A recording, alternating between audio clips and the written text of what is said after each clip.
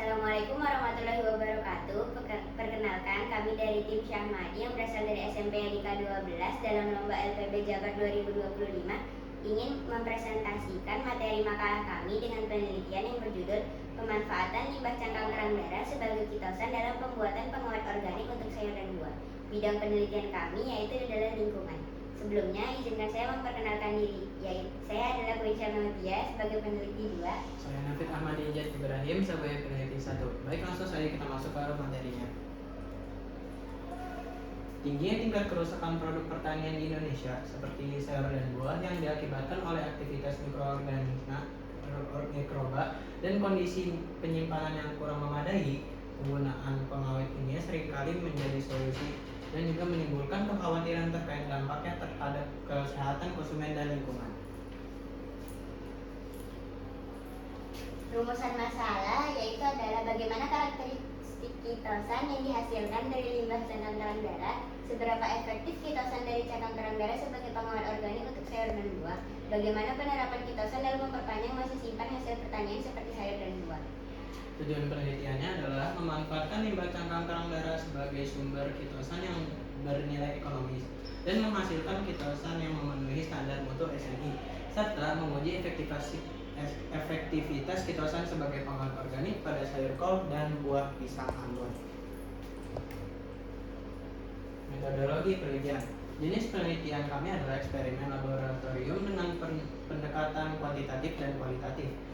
Proses pembuatan kitosan melalui 3 tahap, yaitu diantaranya deproteinasi, demineralisasi, dan juga deasetilasi.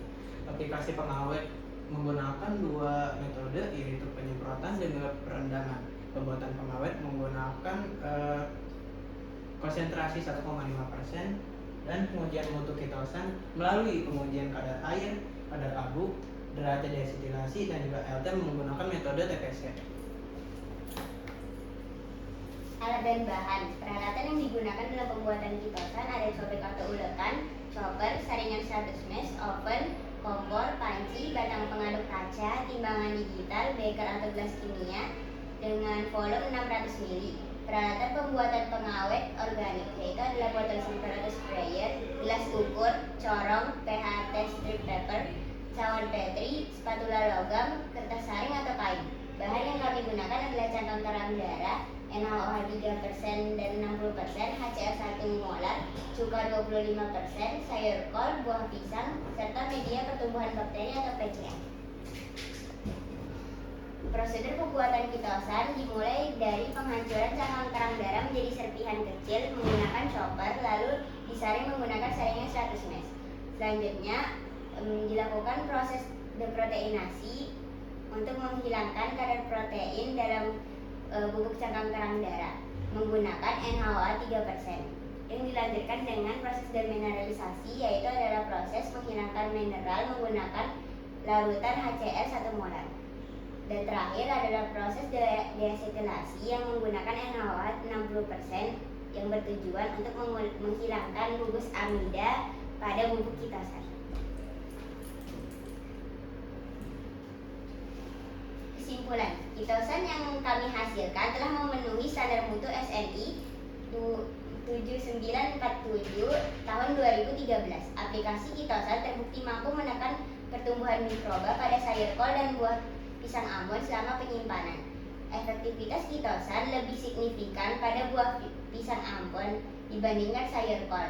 Kitosan berpotensi besar sebagai pengawet organik alami yang aman, ramah lingkungan, dan ekonomis.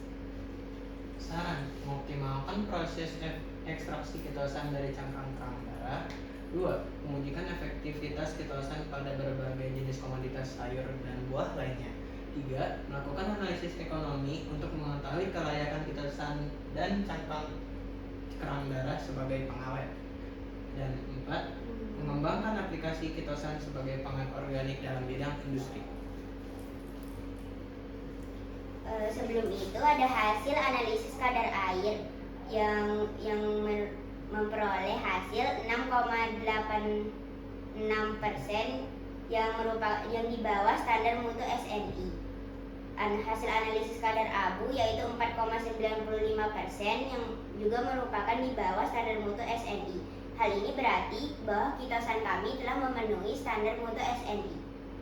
Sekian presentasi dari kami. Mohon maaf bila ada salah kata. Wassalamualaikum warahmatullahi wabarakatuh.